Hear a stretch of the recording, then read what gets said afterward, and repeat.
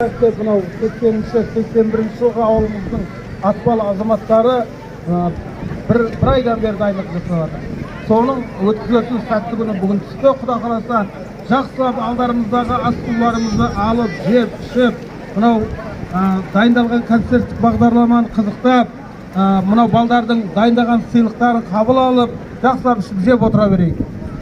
Шынар қайда? Шынар апай қайда? Наурызымызды бастаймыз. Шынар апай. Шынар апай қайда? Шынар апай.